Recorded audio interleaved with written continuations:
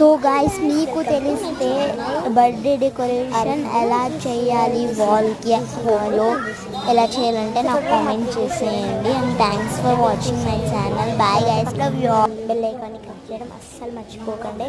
ఆ తర్వాత share, comment, subscribe అన్నీ మీ చేతిలోనే ఉన్నాయి.